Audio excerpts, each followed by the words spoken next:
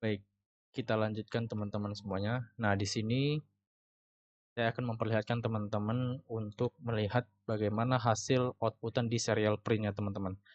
Seperti yang kita sudah bahas di video sebelumnya, membahas 3 tahapan dari si fuzzy ya, metode Tsukamoto, yaitu ada 3 tahap, fazifikasi, inference, ya, dan juga defazifikasi gitu ya.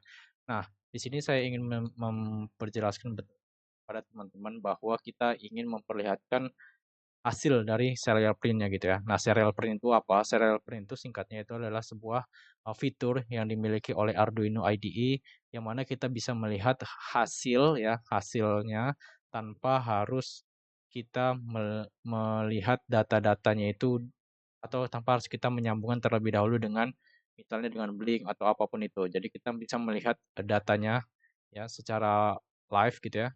Nah, tetapi dengan satu syarat kita harus memiliki koneksi yang yaitu si antara USB dengan si ESP32-nya. Seperti itu. Nah, jadi ketika kita ingin melihat serial print-nya, kita harus menyambungkan antara USB laptop kita atau PC kita ke dalam ESP32 seperti ini. Contohnya ini. Di sini saya sudah menyambungkan ESP32 saya ke laptop saya seperti itu. Ini teman-teman ya. Nah, kalau misalnya tidak gitu ya, kalau misalnya tidak, itu serial print-nya tidak akan terbaca. Serial monitor itu tidak akan terbaca, seperti itu. Baik, untuk tahap pertamanya, untuk membuka serial monitor atau serial print, kita klik terlebih dahulu serial monitor yang ada di Arduino IDE kita, yaitu di sini pojok kanan atas, klik serial monitor. Nah, karena kita menggunakan ya di setup ini teman-teman, kita menggunakan serial begin 115.200 gitu ya. Nah, di sini juga jangan lupa diubah teman-teman. Biasanya kalau misalnya defaultnya itu di bawaan Arduino IDE itu 9.600 seperti ini ya. Ini biasanya untuk Arduino Arduino board Arduino bukan ESP32. Nah, kalau ESP32 itu kita menggunakan 115.200. Nah, apa bedanya gitu ya? Nah, sebenarnya tidak tidak terlalu signifikan perbedaannya teman-teman ya. Jadi mungkin hanya kecepatan boot rate-nya saja seperti itu. SP32 ini lebih cepat jika dibandingkan dengan Arduino. Kita lihat, kita pilih di sini. Nah, kalau misalnya kita pilih 9.600 gitu ya, 9.600 bisa tidak? Bisa saja teman-teman. Asalkan di sini diganti 9.600 kemudian upload ulang lagi. Seperti itu teman-teman. Oke, di sini belum muncul teman-teman, padahal saya sudah colokan ESP32-nya ke laptop saya. Nah, jangan lupa teman-teman untuk menekan tombol reset teman-teman. Tombol reset yang ada di sebelah kanan ini tuh. Di sebelah kiri ya teman-teman ya. Ntar tidak jelas. Nah, pokoknya sebelah kiri gini ya. Di sini enable gitu ya. Kan nanti akan muncul nah seperti ini. Nah, dia connecting tugas seperti itu. Nah, jangan lupa teman-teman untuk koneksikan ESP32 ini dengan WiFi teman-teman. Itu di sini ya. Yang mana di sini saya menggunakan WiFi-nya itu SSID-nya gas 1 sampai 8 seperti itu. Bentar saya akan hidupkan terlebih dahulu untuk hotspot-nya teman-teman atau akses point-nya menggunakan hotspot pribadi handphone saya. Oke, sudah nyambung gitu ya. Sudah sambung. Jadi kalau misalnya teman-teman ingin memberhentikan, jadi kalau misalnya teman-teman ini kan kalau misalnya teman-teman tidak memberhentikan dia akan terus ke bawah teman-teman atau akan terus scroll ya, auto scroll namanya. Tapi kalau misalnya teman-teman ingin memberhentikan melihat nilainya ya, kan tidak mungkin kalau kita tekan begini aja nggak bisa dia teman-teman. Dia tidak bisa berhenti. Nah, caranya itu dengan menekan tombol ini ya, auto scroll-nya, toggle auto scroll ditekan sekali klik kiri. Nah, dia akan berhenti. Kalau misalnya teman-teman mau up to date gitu ya, secara live mau lihatnya tekan lagi. Nah, dia akan akan auto scroll seperti itu teman-teman. Oke, kita lihat dulu sebentar ya, kita coba tekan reset kembali. Saya melihat dari pertama, oke, kita lihat reset, koneksi tugas, sambil kita lihat lagi, kita reset. Oke, sebentar saya coba hidupkan atau reset kembali akses point saya. Saya reset lagi. Sebentar.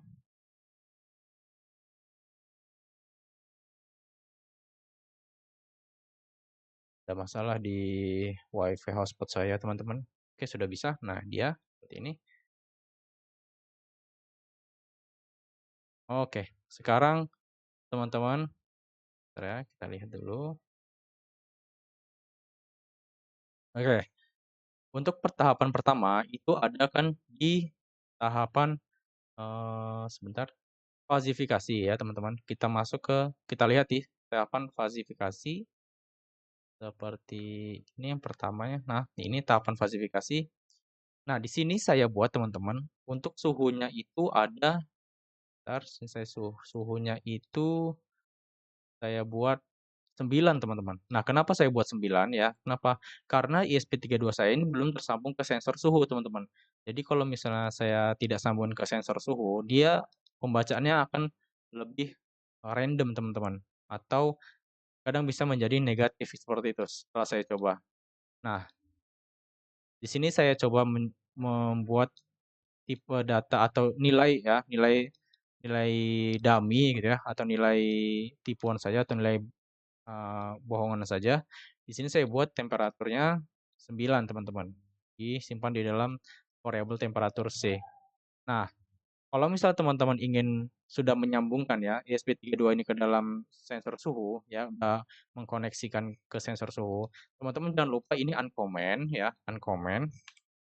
Nah, ini teman-teman harus buka komennya, teman-teman. Nah, yang ini temperatur C, suhu, dan get. Nah, dia akan mengambil data langsung atau data asli dari si suhu, teman-teman. Nah, karena di sini saya belum menyambungkan sensor saya dengan sensor suhu gitu ya. Nah, di sini saya coba buat datanya secara dummy saja ya, data dummy yaitu saya buat 9 ya. Yang mana kalau misalnya kita tahu 9 itu atau 9 derajat Celcius itu merupakan tipe air yang cukup dingin atau suhu air yang cukup dingin, teman-teman. Oke. Itulah alasan saya menggunakan 9, teman-teman ya. Nah, untuk yang pH sensor dan turbidity itu saya buat bebas saja, teman-teman. Tidak saya buat data dummy-nya karena dia hanya 4, 8 dan juga 4, 7 dan juga 9, teman-teman. Jadi tidak terlalu berubah-ubah dan dia tidak ada negatifnya juga. Kemudian turbidity juga saya buat lebih variasi, teman-teman ya. Jadi tidak saya buat tipe datanya, tidak masalah. Tapi kalau misalnya teman-teman mau buat gitu ya, atau mau coba-coba gitu ya, misalnya NTU itu 20, berapa hasilnya gitu ya. Kemudian di pH-nya itu misalnya pH-nya itu 7, berapa hasilnya, atau pH-nya 4, temperaturnya 9, terus NTU-nya 20. Nah, bisa teman-teman seperti ini. Ini di uncomment atau dibuka komentarnya, ini ditutup seperti ini. Nah, seperti itu teman-teman. Oke, seperti itu aja. Ini juga jangan lupa teman-teman. Itu saja teman-teman. Nah, kita lihat dulu, kita kembali ke, bentar ya, kita kembali ke tahapan fuzzy dari metode Tsukamoto. Pertama itu tadi, ya, jangan lupa kita lihat. Sensor suhu 9, ini saya buat dummy teman-teman, 9. Kemudian sensor pH itu dapat di 3. Ya, 3. Kemudian, nah kenapa dia 3? Karena saya random saja teman-teman ya. Karena dia berdasarkan tegangan gitu ya. Nah, di sini saya belum sambungkan ke sensor pH, ESP32-nya, mungkin kalau sudah disambungkan dia akan menjadi lebih akurat seperti itu. Apalagi sudah dimasukkan ke dalam cairan buffer seperti itu, teman-teman. Kemudian sensor NTU-nya atau turbidity-nya ada 37. Nah, kita masuk ke tahap fasifikasi. Suhu 9 itu termasuk suhu yang tergolong dingin, teman-teman ya. Pasti tergolong dingin. Nah, oleh karena itu dingin ya, di sini kita masuk ke fasifikasi dingin sudah pasti dia mengeluarkan angka gitu ya, lebih besar dibandingkan dengan sedang ataupun panas. Karena dia tidak termasuk sedang, tidak juga termasuk panas, teman-teman. Kalau misalnya suhu 9 derajat itu pasti tergolong dingin, seperti itu teman-teman ya. Kenapa tergolong dingin? Karena di sini saya buat aturannya. Atau, nah seperti ini, 0 sampai 10 itu dingin teman-teman, suhu dingin. Jadi kalau misalnya 10, 30, 40 gitu ya, di 30-nya itu dia termasuk sedang ya, di atas 10 sampai di bawah 40 seperti itu. Nah, jika dia antara di atas 40 dia akan suhu panas seperti itu. Dan teman-teman bisa cek di sini saja teman-teman fungsinya. Atau misalnya teman-teman mau buat di suhu 9 itu atau suhu di bawah 5 baru dia tergolong dingin. Kalau 10 itu masih tergolong normal. Berarti untuk 0 sampai 5 buat B-nya itu menjadi 5 teman-teman. Oke, seperti itu ya teman-teman. Jadi patokan itu ada di variabel B seperti itu. Kita kembali lagi ke sini ya teman-teman. Kita saja. Nah, sepertinya tahap falsifikasi. Kemudian masuk ke pH teman-teman. pH-nya tadi adalah berapa? pH-nya itu ada di 3 teman-teman. Nah, 3 itu pasti dia tergolong asam karena pH asam itu kisaran ada di 4 teman-teman ya. pH atau suhu atau air pH tergolong asam itu berada di angka 4 ya, angka 4. Jadi kalau misalnya asam itu 4, pH-nya untuk normal itu 7 dan basa itu 9 teman-teman. Ya, asam itu biasanya seperti air lemon, air air jeruk seperti itu ya. Teman-teman kalau netral itu seperti air air mineral, air putih ya gitu ya atau air minum kita, kemudian basa itu seperti air air sabun, seperti itu teman-teman. Oke, karena pH-nya tadi 3 ya, pH-nya tadi 3 dia tergolong ke asam teman-teman, dia tergolong ke asam. Nah, pasti dia lebih ke condong ke asam, seperti itu. Netral 0, basa juga 0. Jadi dia tidak netral atau tidak juga basah, dia tergolong ke asam. Kita masuk ke NTU-nya teman-teman. Nah, karena dia mengkaruhi kekeruhan air ya, dia mengukur kekeruhan air. Apabila apabila tadi NTU-nya itu rendah 37 ya, 37. Nah, dia akan tergolong tergolong apa nih teman-teman? Sedang atau tinggi? Dia tergolong sedang.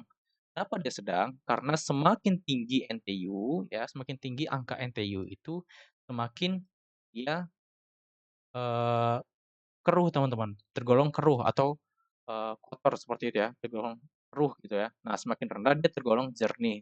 Nah, jadi kalau misalnya NTU-nya 37 dia tergolong ke sedang teman-teman ya, tidak rendah juga tidak tinggi. Kalau rendahnya berapa? Kalau rendahnya itu kita coba cari di turbidity sebentar ya, kita coba masuk ke TB, turbidity ya, TB rendah itu di 30 teman-teman. Ya kalau misalnya dia 37, dia masuk ke sini, ke fungsi sedang atau ke TB sedang. Nah maka dari itulah kenapa sebentar ya.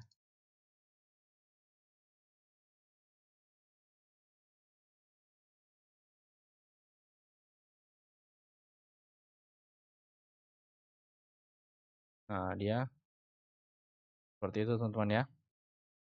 Kadang dia tidak bisa toggle auto scroll-nya.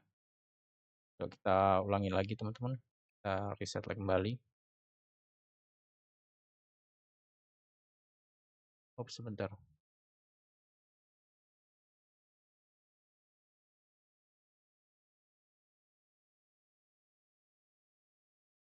Nah, dia agak bug teman-teman ya, tidak masalah.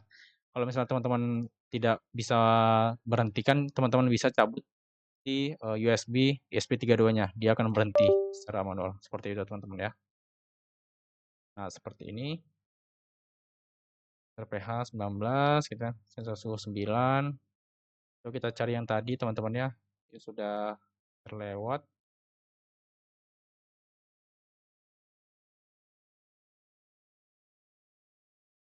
19.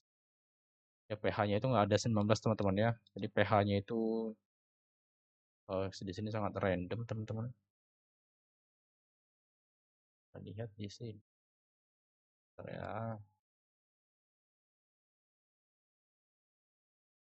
Ya, tidak.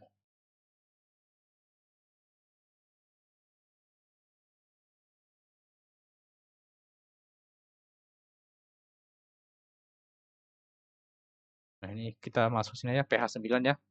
pH 9 itu berarti dia tergolong basah, teman-teman, basah, seperti ini. Nah, kalau misalnya, NTU-nya 100 gitu ya, 100 dia pasti tergolong tinggi, seperti itu teman-teman ya. Oke, nah masuk ke tahapan atau rules ya dari si, inferensi ya, rule evaluation gitu ya. Jadi dia, lebih condong ke mana nih gitu ya, ke buruk berarti ya. Nah, di buruk ini dia makin tinggi teman-teman, buruk juga tinggi, buruk tinggi, kemudian kalau layak dia terendah 30 seperti ini. Jadi dia akan dipastikan gitu ya, kemungkinan itu kualitas airnya menjadi buruk seperti itu teman-teman ya. Nah, seperti ini masuk ke defasifikasi, persentase kualitas air itu menjadi 88,1%. Nah, kalau 88,1% ini dia tergolong ke mana atau termasuk ke mana gitu ya. Ya kita lihat sini di defasifikasinya. Dia termasuk ke kotor atau buruk. Nah, ini ya teman-teman, dia di atas atau sama dengan 71. Nah, karena dia 88, berarti dia di atas 71. Dia termasuk buruk atau bad ya teman-teman ya. Nah, seperti ini. Oke, mungkin itu saja teman-teman outputan dari si serial print ya. Jadi seperti itu. Nanti di sini saya akan video selanjutnya kita akan membahas tentang setup ya atau kilas tentang RTOS seperti itu teman-teman ya. Setup, flow dan task ini. Ini untuk RTOS kita. Oke, terima kasih.